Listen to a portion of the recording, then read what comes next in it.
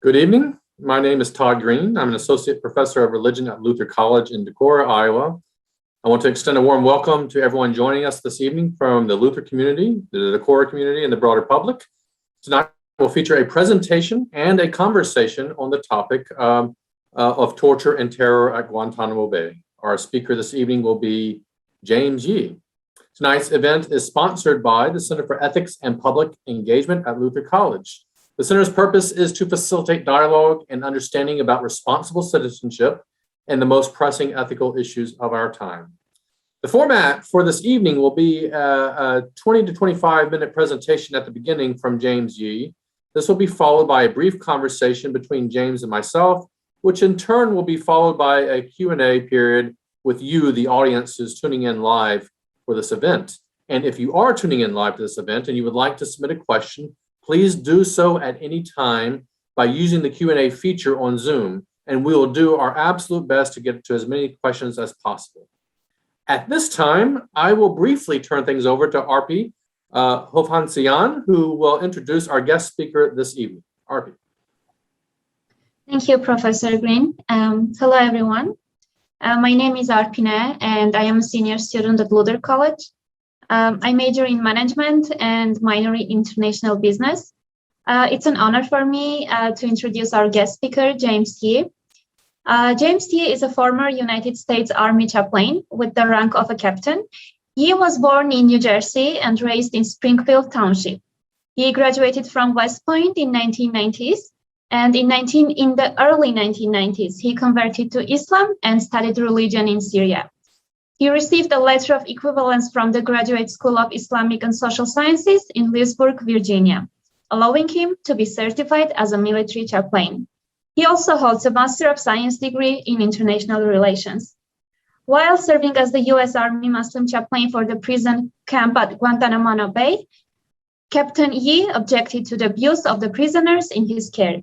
Subsequently, after a very public and high-profile arrest, he was falsely accused of aiding the terrorist enemy and imprisoned for 76 days in solitary confinement. Months of government investigation led to all charges being dropped. Captain Yee tendered his resignation from the U.S. Army and received an honorable discharge in January 2005. Captain Yee is the author of the book For God and Country, Faith and Patriotism Under Fire, where he provides an account of his Guantanamo experience and his fight for justice. He was featured in Time Magazine's special 9/11 10th anniversary issue and the CNN HBO documentary called Beyond 9/11, Portraits of Resilience. James, thank you so much for being here today and sharing your experience with Luther's faculty, staff, students, and with the community members beyond our campus. The floor is yours. Thank you very much. It's really an honor and pleasure to be with everyone here tonight and to all of those who've tuned in to listen to my presentation. And I hope that some of the information that I share with everyone tonight really makes an impact, especially in light of this being the 20th anniversary year of 9/11 and how Guantanamo Bay, the prison camp where I served, very early days, has had an impact and shines a light on some of the things that we as a nation really must take a look at. I put together some slides, a PowerPoint presentation to go along with my talk to guide my presentation and to hopefully help those who are watching digest the information.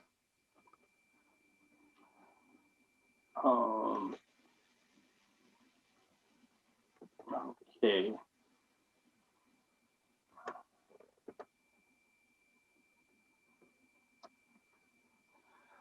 So I was asked to come and speak to the Luther community about torture and terror at Guantanamo Bay, and of course, I was the chaplain there, assigned to the prison camp back in late 2002 and for most of 2003.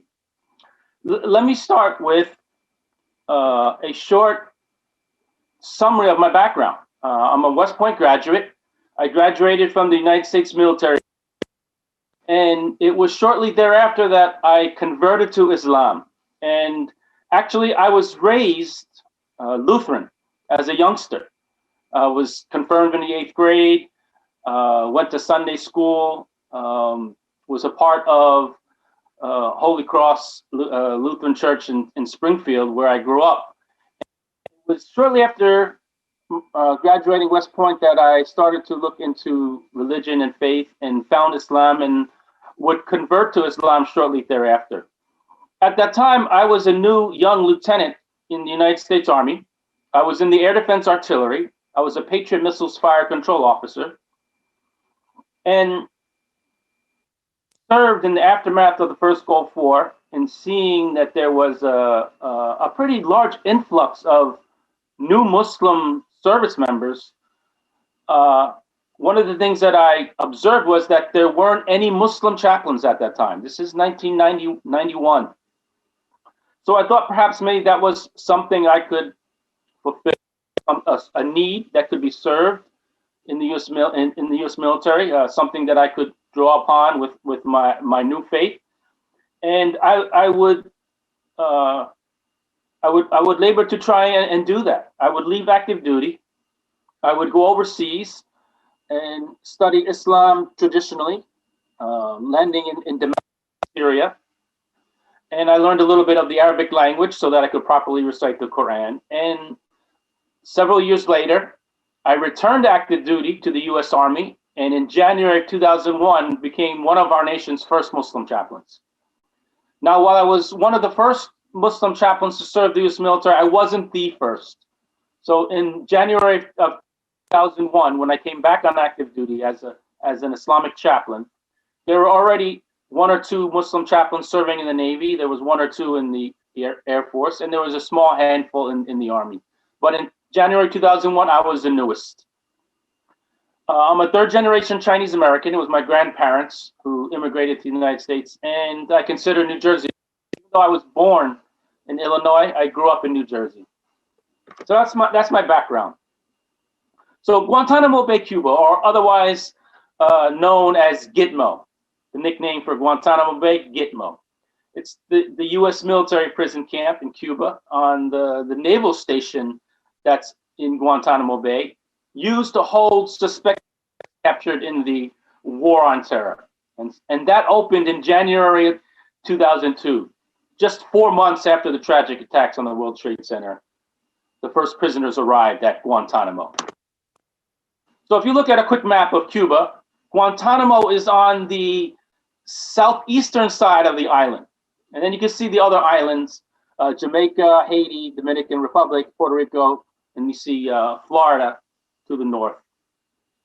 But if you take a closer look at Guantanamo in the area that the U.S. military controls, you can see the actual Guantanamo Bay, and that's Guantanamo Bay. There's a bay there. And when you go to Guantanamo Bay as a military service member, you fly into the leeward side, which is on the left, and then you jump on a ferry. I think it's about 25 minutes, if I recall, 25 to 30 minutes. And you go to the windward side where the main base is. That's the Guantanamo naval base or naval station. Let's look at Guantanamo by the numbers. So in total, there have been 779 prisoners that have been held at Guantanamo. Of those prisoners who have been since been released, look, 532 were released during the Bush administration. President Obama got 97 of them released. Actually, one of them came to the U.S. and was prosecuted and is now serving time for federal crimes of terrorism. President Trump, by and large, in my view, neglected Guantanamo, but he did release one prisoner. And President Biden, who's only been in office less than a year, has already released one. There have been 9 prisoner deaths at Guantanamo, 2 by natural and 7 from apparent suicides. And what's interesting is of those 7 apparent suicides, 3 of them occurred in one night. Allegedly, it was like some type of suicide pact where 3 prisoners decided to kill themselves on the same night. Okay. So that leaves 39 prisoners still at Guantanamo today. So we're getting close to the 20th anniversary of the opening of Guantanamo this coming January, and it's still open with 39 prisoners. Of those 39 prisoners, there are 13 that are facing prosecution under the system known as the military commissions, or war crimes tribunals that were developed specifically for those held in Guantanamo. And all of those 13 are still in their pre-trial phases. So 19 years later, these trials really haven't gotten off the ground, and they're all still in the pre-trial phase. There are 2 prisoners at Guantanamo who have been convicted under that system. I think one is serving a sentence and the other is waiting to be sentenced. There are 10 prisoners who have been cleared for release by our intelligence agencies, but yet have not got the green light and the ticket to get out of Guantanamo. They're still there. And then there are 14 prisoners in the controversial category, those being held indefinitely without charge, sometimes termed forever prisoner, because the US military, the US government says that these individuals are too dangerous to release, yet we don't have evidence or enough evidence or legitimate evidence that wasn't gleaned through torture and coercion that could be used in a court of law or the military commissions, and therefore we can't bring them to trial. So they won't get their day in court, yet we say they're too dangerous to release, so they will sit in Guantanamo forever. In my view, some of the major issues plaguing Guantanamo are these. The first is that when President Bush set up Guantanamo, it was set up in Guantanamo in Cuba on a naval base because it was thought that being put there, not on US soil, it could operate outside the law, that our federal laws here in the United States wouldn't apply to prisoners held in Guantanamo. And I think this seemingly gave the wrong message to those operating at Guantanamo, where it gave the false impression that maybe those at Guantanamo, whether they were guard force or intelligence operatives, could not be held accountable to the traditional Geneva Conventions. And it was the policy at the time where President Bush had stated that Geneva Conventions didn't apply down in Guantanamo. But our courts here in the US, our federal courts and then the Supreme Court, would say otherwise. And so things had to change. Another problem that I see with Guantanamo are the military commissions themselves, the military war crimes tribunals. I mean, it's 19 years after Guantanamo's been open. Those who our government wants to put on trial, wants to prosecute for potential terrorist crimes, we're not able to do so because this system has the reputation of not being legitimate. Many of our law experts say that these commissions do not afford proper rights, as rights would be given under our federal laws or even under the UCMJ, Uniform Code of Military Justice, where military service members are held accountable to, where seemingly they have the same constitutional rights under UCMJ as federal court system. But under the military, prisoners being prosecuted don't really get full rights, is what many say, and therefore this system has been criticized. I think there are like 8 convictions that have occurred under the military commissions, and then when appealed to the federal court, I think around 5 of those convictions have actually then been overturned. So there's been like 3 total convictions out of the total 779 prisoners that have been at Guantanamo Bay. The other 2 problems that I saw, especially when I was there, the prison conditions, and then you have the treatment. So let's take a quick look at some of the conditions. So here was the first prison facility opened in Guantanamo when first prisoners arrived in January of 2002. This is a facility known as Camp X-Ray. And when I first saw this photo, to me, it resembled a facility that perhaps you would hold dogs, like a kennel, not human beings. So this here, you had cage-like cells made of chain-link fencing open to the elements. This was Camp X-Ray. I arrived in Guantanamo 10 months after 9/11, and by that time, Camp X-Ray was closed and Camp Delta was open. Camp Delta was considered a maximum security facility, and it had cell blocks like these. These cell blocks were much more sturdy, and they were built while Camp X-Ray was in operation in those very first few months. But the Camp X and Camp Delta were made of much more sturdy iron steel mesh, but they were still cage-like. There were about 20 of these cell blocks. And if you went into these cell blocks, it was essentially 24 cells on one side, 24 on the other, a long corridor down the middle. And you can see in this photo, each of those doors is a single cell made of steel mesh. Here's what the cell itself looked like. You know, you had a plastic-like mattress, an in-ground toilet, and a water fountain for the prisoner. Now, the military at that time would, of course, take photos and dress it up. Take photos like these to show the items that the prisoners would get: their jumpsuit, their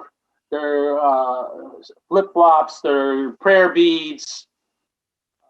Make the photo look nice, make the photo look clean, to give the impression that the prisoner perhaps might be very comfortable in this cell down in Guantanamo.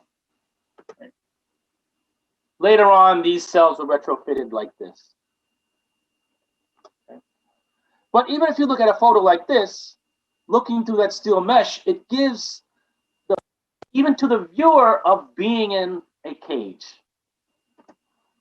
How about the prisoner who's actually in that prison cell? All right. That's that steel mesh that the Camp Delta cells were made out of. So that's like the early days of Guantanamo and the conditions that the prisoners lived under. That's some of the other issues. Treatment. From the very get-go, this was a photo that was not supposed to be seen by anyone. This is how prisoners were actually transported to Guantanamo. Strapped in these military cargo planes, hooded, shackled. This photo was actually taken by a military service member. It got somehow to, from what I recall, back in 2003 to a radio station, and it went viral. And from my understanding, even the service members who took the photo were later disciplined. But it shows how the prisoners transported to Guantanamo were treated during that transport. Key in on the sensory deprivation. You see the mask over the face, blackened out goggles over the eyes, the ear devices over the ears. That's something called sensory deprivation. Day one of Guantanamo looked like this. This was a famous photo released on day one of Guantanamo in 2002, Camp X-Ray. The prisoners kneeling in the hot desert weather of Guantanamo. And I think the message being sent when the department these photos was that this is how we will treat suspected terrorists at Guantanamo. Closer look at that sensory deprivation, made to intimidate and instill fear in the prisoner. Okay. In Camp X-Ray, prisoners being escorted. This facility was known as Camp Guantanamo, very controversial, not because of the facility itself, but because of who was held in this facility. There were 3 individuals. They were ages 12 to 14. 12 to 14-year-old boys were held as suspected terrorist suspects in Guantanamo during the time I was there, and I actually interacted with them on a weekly basis. 12-year-old boys, suspected terrorists at Guantanamo, held in this location called Camp Iguana. This was another young juvenile. He was actually held in general population because he was 16 by the time he got to Guantanamo. The policy at Guantanamo was that 16 and up were considered adults, even though he really was a juvenile. And he was actually suspected of having killed a U.S. service member by throwing a grenade in Afghanistan. And when the military raided his residence and his family's residence, he was shot in the back. And that's him when he was wounded. And you can see the exit wounds coming from the front of his shoulder and chest, signifying that he was actually hit in the back.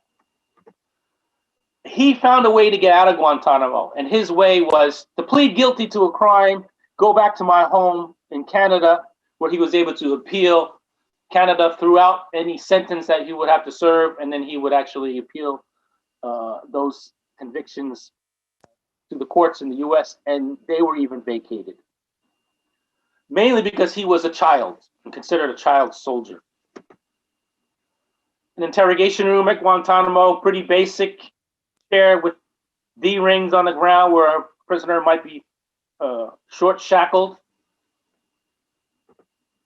And then you had these force feeding chairs for prisoners who would refuse to eat, protesting against their treatment. They were force fed with a tube that was forced into their nose so that they wouldn't die from hunger strike. Physician for Human Rights called the treatment brutal and inhumane. Okay. Some quick photos of the detainee hospital. Let's look at some of the religious persecution that I came across in Guantanamo. This is a photo of a prisoner's cell with the Quran being held up in what was just a surgical mask. That became policy because there was an issue with the Quran being desecrated by guards and interrogators. And it became such an issue to the point where it interrupted any interrogation sessions throughout the whole camp. And I was actually involved in coming up with a policy so that the Quran would be properly handled by all personnel in Guantanamo, so as not to upset the prisoners, which then, like I said, interrupted the interrogation process, in which none of them would speak to their interrogators. But desecrating the Quran was one way in which they found they could persecute religiously the prisoners at Guantanamo. Here we see a photo of a satanic circle. Prisoners told me about an interrogation room that had marked on the floor a satanic circle, and how interrogators would force that prisoner to bow down and prostrate like in the form of the Islamic prayer in the center of this satanic circle, while the interrogator would scream at that prisoner that Satan is your God now, not Allah, not Almighty. In Islam, we worship one God, bow down and prostrate in honoring of one God, but this is how prisoners were persecuted in those interrogation sessions at times. And then you had the sexual humiliation, the exploitation of the conservative Orthodox Islamic practice of the sexes in Islam. Many, by and large, most all of these prisoners came from conservative Muslim societies in which they had no actual physical contact with women outside of their own personal family members, you know, hugging their mother, their daughters, their cousins, their sisters. But outside of that, they had no real societal, social interaction with members of the opposite sex. That aspect was exploited, especially by female interrogators who were very ready, from what I heard down in Guantanamo, to perform, say, a lap dance on a shackled prisoner, hoping that would help that female interrogator interrogate that prisoner and get information from that individual. Then there's been some new revelations. I was always under the impression that waterboarding actually didn't occur in Guantanamo, that they occurred in the secret CIA black sites. Now, we know from the Senate torture report that at least 3 prisoners who are at Guantanamo Bay today were waterboarded in the CIA black sites. One was waterboarded like 183 times. Another prisoner who's at Guantanamo in a black site was waterboarded by the CIA 83 times. And there was another individual at Guantanamo still today who was also subjected to waterboarding. But I was always under the impression that waterboarding actually didn't occur at Guantanamo. But this year in 2021, my view has changed, because recently the movie The Mauritanian was released, which is based on the Guantanamo diary of a former prisoner, Mohamedou Salahi. And his account includes how he was subjected to a special interrogation plan where he was taken into the Guantanamo Bay by his interrogators, put on a boat like you see in these photos, a speedboat, sped around the Guantanamo Bay while he was bent over the side of the boat with his head submerged in the water to get that feeling that he was going to be drowned. In my view, I would say this is a form of waterboarding, just not in the traditional sense where the individual is lying on an incline and water poured over his face with a wet towel. But in this sense, he was bent over into the ocean, his head submerged, in order to get that feeling that he would be drowned to death. To me, that's a form of waterboarding. And so now it's my view that actually a form of waterboarding did occur at Guantanamo Bay. What I want to do here is conclude and move to a discussion with our moderator. But I will put my information up there so that anyone who has further questions or wants more information about Guantanamo and my experience could always find me online, my email, or find me with Facebook Messenger.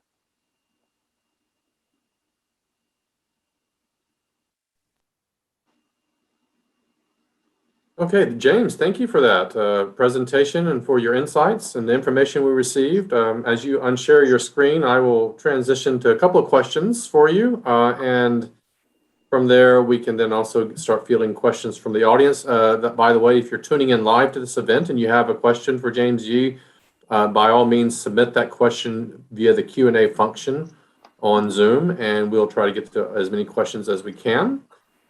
James, question I want to start with. I mean, you yourself eventually were arrested, but before you were arrested and the time you served as a chaplain at Guantanamo, can you share with us a little bit about any hostility you may have experienced from fellow soldiers at Guantanamo due to your Muslim faith?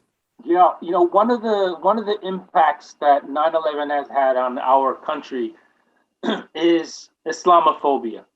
Now, there was Islamophobia before 9/11, but after 9/11, the amount and number of hate crimes against the American Muslim community here in the United States increased just exponentially and continued to increase throughout the Bush administration, even through the Obama administration, and then even more so during the Trump administration.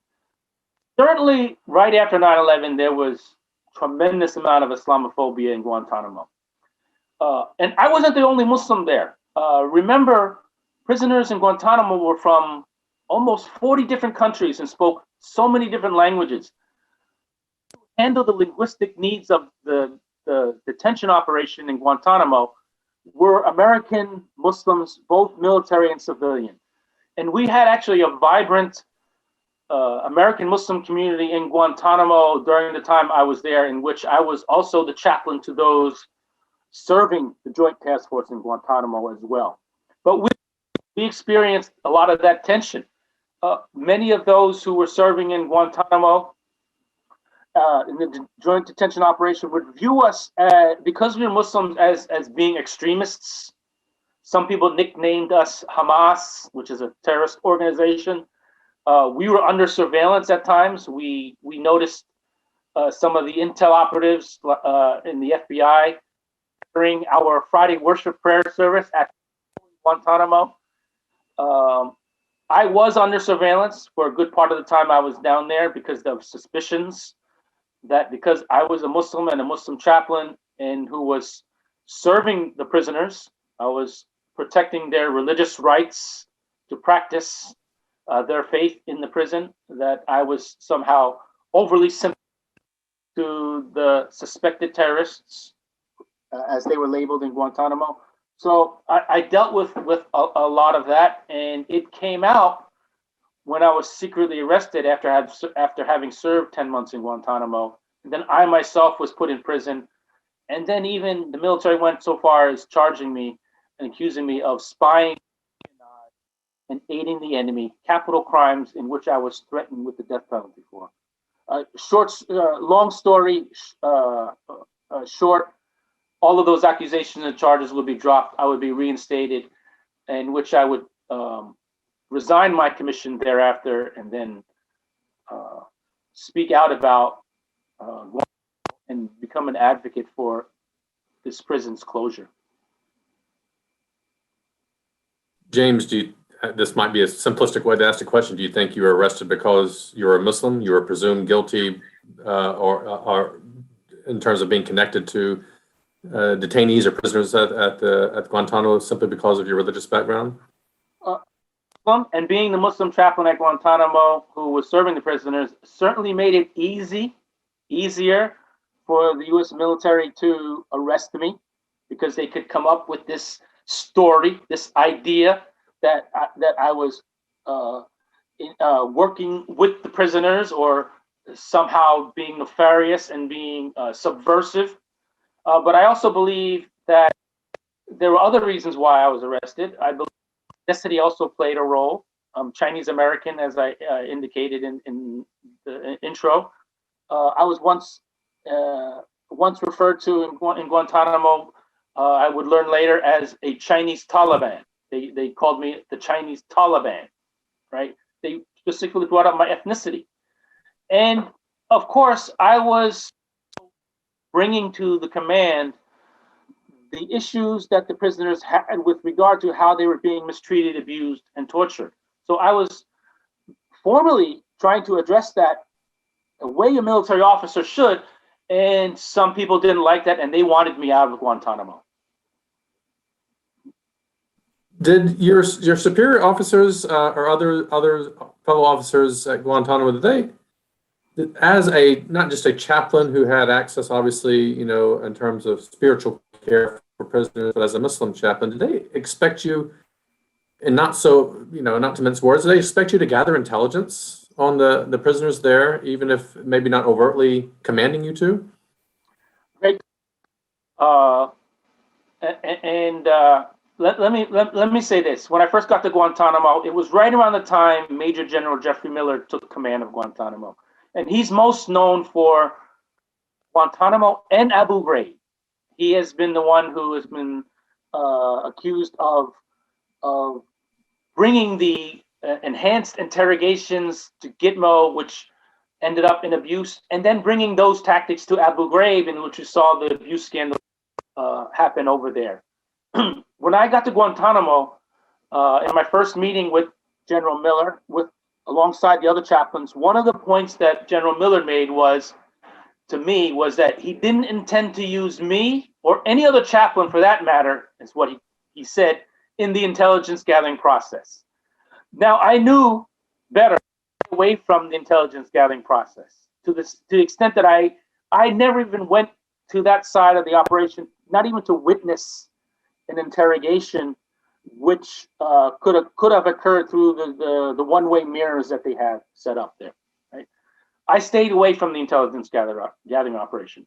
But there was one time when I was at Guantanamo, on the base, but away from the camp, in which one of the FBI agents actually approached me and said that he would be very interested in talking to me one-on-one about my interactions with the prisoners. And I took that to mean he wanted to know what to tell him about the prisoners. My response to him was, look, I know you're very busy with what you do, and I'm very busy with what I do, and maybe perhaps if I found a moment, we could sit down, but I told him it was very unlikely that I would find the time. So I was trying to be very tactful and really not going any on that road. To me, that would have been an ethical violation, just merely out of being a chaplain in the U.S. military. Your interactions with the prisoners at Guantanamo, I'm kind of curious in terms of what your experience of them were like as people, as human beings, and your regular interactions with them versus sort of the image that I think a lot of people in the United States have of those detained or in prison at Guantanamo, which is that these are the worst of the worst of the worst of human beings on the face of the earth. Was that your experience in terms of interacting with the people who were actually detained there? Yeah. And actually, that phrase that you used, worst of the worst, was a phrase that was used by Bush administration officials to characterize the prisoners at Guantanamo. But one of the things that I often say is, I'm confident in saying that during the time I was in Guantanamo, in late 2002, early 2003, none of the prisoners there, the 660 or so that were there during my time there, were or could have been involved in 9/11. It just wasn't possible. And my view is that if our government, our military had captured someone, they being in any way associated with the tragic attacks of 9/11, they weren't brought to Guantanamo in those early days. They were brought to a CIA black site.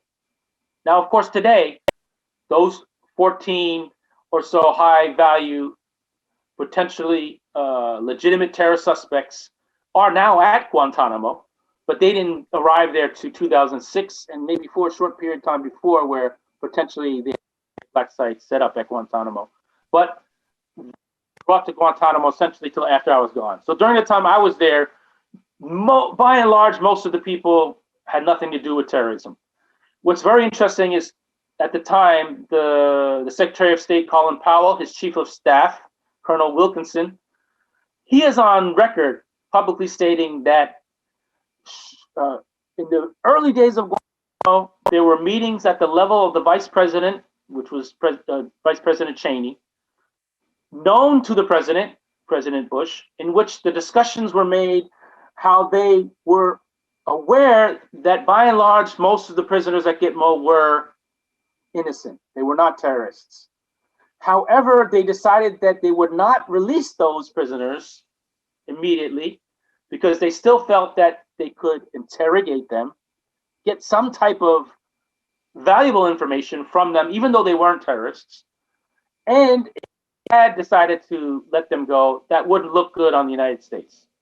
So it's known, even by the administration, that by and large, the mass majority of those prisoners in the early days were not legitimate terror suspects. And you can see that, as I put up the one slide earlier, close to 550 prisoners were released under the Bush administration. So it sounds like you're saying that many of the early prisoners kept there, in some ways were kept there as a facet of a PR sort of campaign in terms of the war on terror, the perception that the United States was taking tough action, that it was having success in terms of capturing terrorist suspects, and yet behind the scenes they admitted that by and large, these weren't people who were guilty of the things that, you know, they were sort of being assumed to have been guilty of. But this was a kind of a public relations, I don't mean to be flippant, but public relations stunt? Yeah, you could look at it that way. There were a lot of about Guantanamo that were very, like you just phrased, public relation stunts. And actually, I've said that even the selection of me as the chaplain, a Muslim chaplain being sent to Guantanamo, at first I thought perhaps could be some type of public affairs move where the Department of Defense could say, look, we've sent our Islamic chaplain down to serve the Muslim prisoners. We are treating these prisoners in the right way. We're being respectful to them and their faith. We're treating them humanely, right? But I, when I got to Guantanamo, I would see the chaos that certainly was going on at Gitmo. No, thank you. Just a reminder to our audience tuning in live, if you have a question for James G, by all means, feel free to submit that via the Q&A function on Zoom, and we'll get to your question. We do have a kind of a question pertaining to this line of conversation, so I want to get to that from a student of mine, Gabrielle Johnson's at Luther College, asking what qualified someone to be a prisoner at Gitmo, and how did the government choose which people would and wouldn't be imprisoned? Maybe you can elaborate on that for us, James. I don't know the technical answer to that. I know that prisoners were supposed to be vetted, so they brought the right individuals to Guantanamo. But what is known is that many of the prisoners were actually sold into captivity and then brought to Guantanamo. And it's known that we dropped leaflets of paper throughout Afghanistan, which offered some of $4,000 to $5,000 for anyone who would turn in a Taliban member or a member of Al Qaeda. And so what occurred was people got kidnapped off the street, turned over to either the American forces or the Northern Alliance, which is our allies in Afghanistan. And then those individuals were accused of being either Taliban or Al-Qaeda. And those individuals who turned them in would get paid. So it is known that many of them were actually sold into captivity. And a lot of the individuals that I came across in Guantanamo were people who were maybe goat farmers, shop owners, those kinds of things. Not terrorists. So it was basically financial incentive, maybe for neighbor to turn in neighbor, right? And maybe there could have been all sorts of reasons why one might turn on one's fellow Afghan, for example, to And, turn them in that may have nothing to do with tribal terrorism. factions, family feud. That, yeah, that certainly happened during that time frame. Why is Guantanamo still open? Good question. I actually thought it was going to be closed back in 2009 when President Obama was elected. It was a key part of his campaign to close Guantanamo. And at that time, I saw then Senator Obama, a constitutional law expert, as the guy who was going to close Guantanamo. To the extent that I myself got very deep into the political process, and as a resident back then of Washington State, I was elected at the state level and then at the national level as a delegate for Barack Obama during the 2008 Democratic National Convention. I recall it was a very contentious race between President Obama and Hillary Clinton. I was pledged to Obama because I was sure that this was the guy that was going to close Guantanamo. Then I had the opportunity to, when he was elected, to go to the inauguration. I had VIP tickets to attend the inauguration, and less than a day later, before I even left Washington D.C., President Obama had signed the executive order that he would close Guantanamo within 1 year, and I was like overwhelmed. Like, that's what happens when you get involved in the system. But 1 year would go by, 2 years would go by. His first administration would go by. 4 years later, 8 years later, Guantanamo doesn't get closed. President Obama has blamed, for the most part, Congress for passing some legislation which he says tied his hands with regard to of being able to move prisoners out of Guantanamo. But in my view, any of the presidents have the executive authority to shut down Guantanamo, just as President Bush had the authority to open it. Why is it still open? I think one of the things that has happened is that the prison population has whittled down from hundreds, close to it, down to now 39, to a number in which most people in America are not concerned with 39 individuals who are being held in Guantanamo, some of them being held indefinitely without charge, others cleared for release and still not let to go. So that number, I think, is not really in the forefront of people's minds today. And without public support to close Guantanamo, what incentive does a politician or the president have to really move on this issue? James, are you confident that when it comes some of the experiences that you had and some of the things you observed at Guantanamo, are you confident that we are in a better place, 19, 20 years later, in terms of, whether torture will be revisited or whether it's still being practiced, whether that still is a weapon in the arsenal of the United States government or military for future responses to terrorism? Has that gotten better, or you think it will get better? Great question. I don't know, but I wouldn't be surprised if, God forbid that, our nation experiences another type of attack, and some of the enhanced interrogation tactics that were approved under the Bush are resurrected. There were some things that were done after, since then. I know the late John McCain was instrumental in trying to ensure that the only interrogation tactics that we abide by are those that are included in the Army Field Manual, for example, that are allowable under Geneva Conventions. The question of whether or not our government could be one that is seriously looked at as one that would hold someone accountable for something like waterboarding, something that is a known torture tactic, in a situation where someone who is doing it may be because they have the best interests of the nation at heart, thinking that they're going to protect America, they're going to stop another terrorist attack. Even though people in the intelligence arena will tell you that the best way to get information from an individual is to build rapport with them, not to use brute brains. I sure hope that we don't go down that path again, though. Yeah, understood. Tell us a little bit about your experience being in prison, right? You had solitary confinement, and what was it like to be in that situation? And did you have access to a lawyer? Were you ministered to by a chaplain?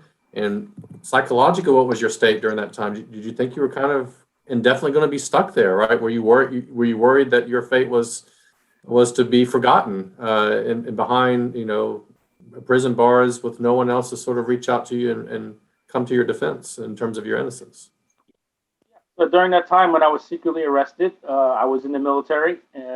These are actual the military uniforms that I had at the time, and then I put them on today to try and give people a feel for me being a chaplain. And I even covered up the rank here so no one gets the impression that I'm trying to impersonate a military officer, which I'm no longer. But yes, I was secretly arrested. What drove fear into me at that time was when I was arrested and then transferred to this military naval brig in Charleston, South Carolina, called the Consolidated Naval Brig, a facility where the administration was holding what he termed citizen enemy combatants, or enemy combatants who were U.S. citizens or that were taken into custody on U.S. soil. And I was sent to that very same one that almost, when I learned that I was at that prison and that was the situation, it gave me the impression that perhaps I was being considered an enemy combatant. And being considered an enemy combatant meant that all of my rights were being stripped, that I didn't have constitutional rights. I didn't have rights to an attorney. So that was the other frightening part was when they transported me there, they subjected me to the sensory deprivation that you saw in those photos. So I had the blackened out goggles over my eyes. I had the ear devices put over my ears, right? I understood what that meant because I had saw that tactic being put on the Guantanamo. Now, if that's being done to me, I'm thinking I'm finding myself in that same situation where I don't have rights, right? And when you don't have rights, who knows what can happen?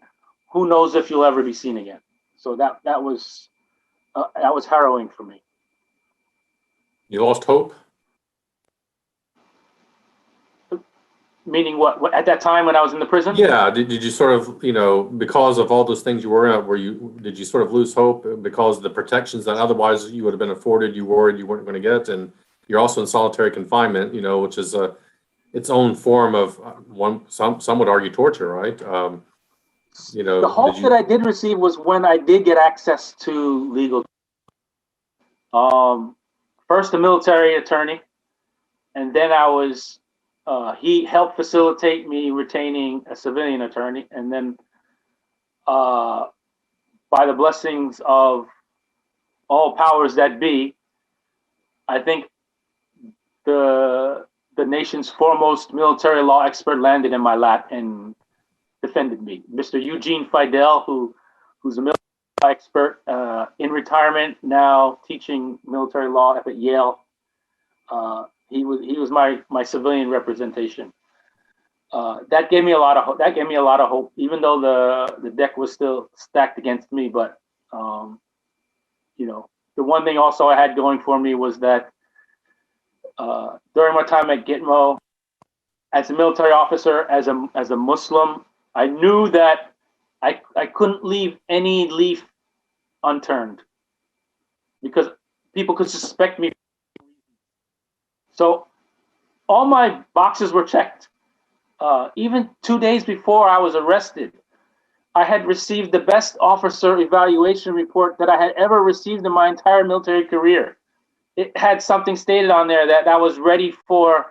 I was an 03 captain in the military. It said that I was ready for 5 responsibilities, which was 2 ranks higher, not even major, but then lieutenant colonel. So I was, you know, when I got that glowing report, I was like, I'm on my way to a really successful military career in the U.S. Army chaplaincy. 2 days later, I'm secretly arrested. Right.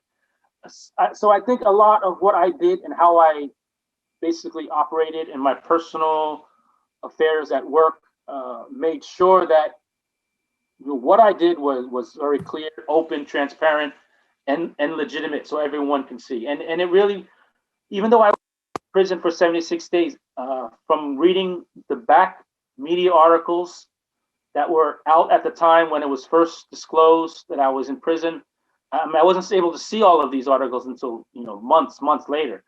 But in hindsight, I could say that it wasn't that long before even media was reporting that the reason why I was in prison was like the chaplain was having issues with the command on how prisoners were being mistreated, and that would ultimately come out. James, did you ever get an apology? In any kind of official sense from the U.S. military for your imprisonment? Never got an official apology. I don't really expect one. I still, in some sense, try to campaign for an apology so that someone in the past could say, yeah, we made a mistake.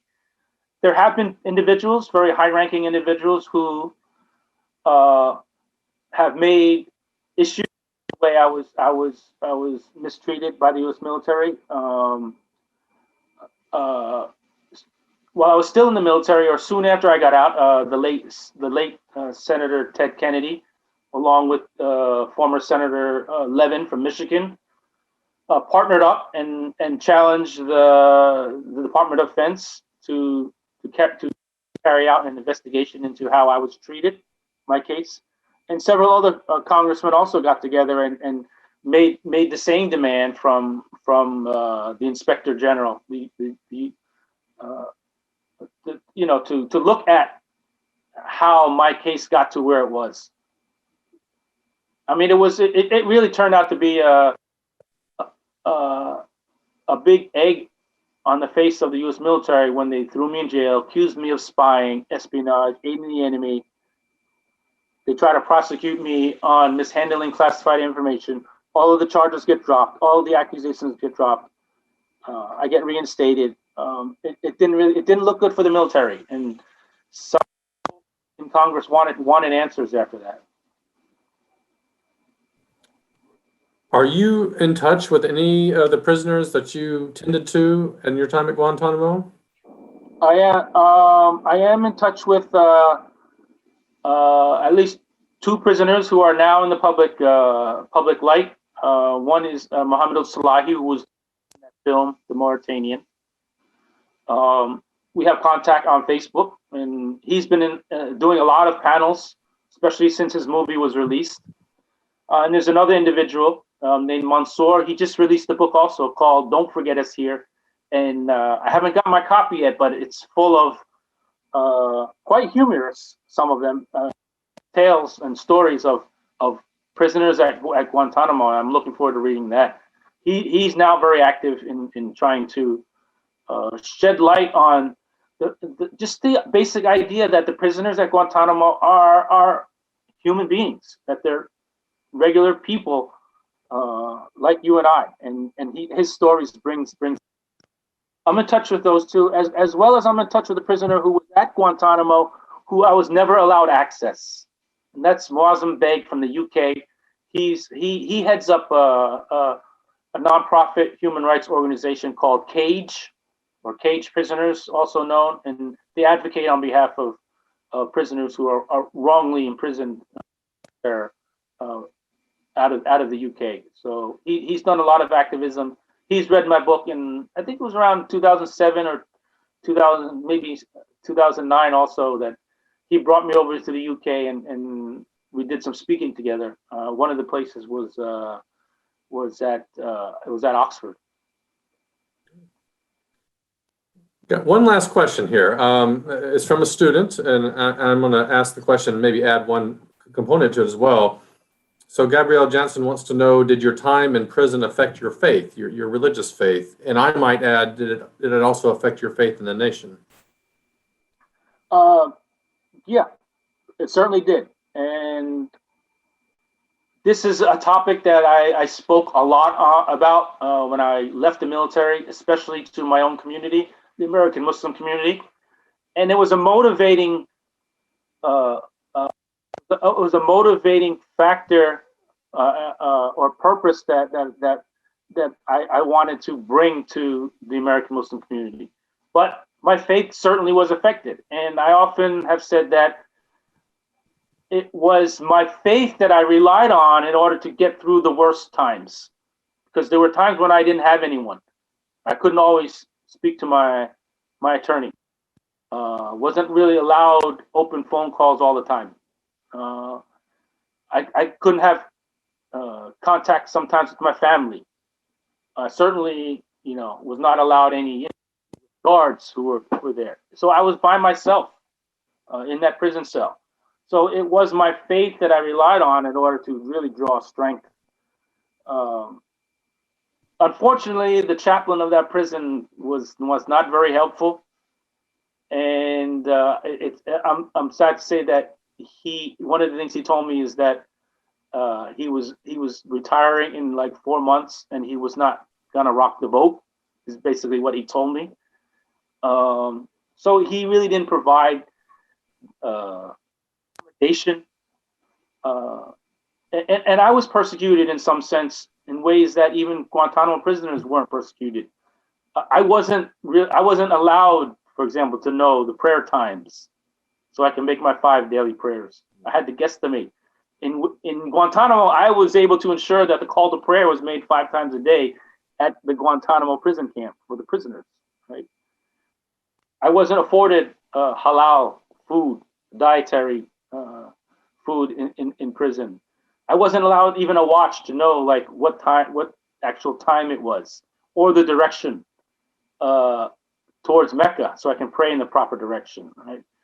So in some sense, religiously, there was some persecution that I experienced that were even rougher prisoner than some of the things that were allowed for prisoners at Guantanamo. But I drew upon my faith for strength. In terms of the country, my confidence in the leadership of the company was certainly shattered. Right up the chain of command, through General Miller, who was the commander of Guantanamo, up to the commander-in-chief, Secretary of Defense, all that. So my confidence in their leadership was shaken. However, when I look back, one of the things that I continue to say over and over is that those who speak out when they should be speaking out, they're the ones who are being patriotic. They are the ones who are being loyal to the country. And for someone like me who's in the military, who was trying to address issues in the proper manner, using the chain of command, the media. Some people have called me a whistleblower, but when I look at how I approach things, I use the chain of command I didn't go to the media to say that's going on or that should be changed. No, I went to the chain of command expecting that the chain of command would heed some of the advice that I was giving and listen to some of the concerns that I was bringing to them in order that we do things better so that Guantanamo has become what it is now. Right? In my view, these are the types of people who are patriots, who want our nation to be better.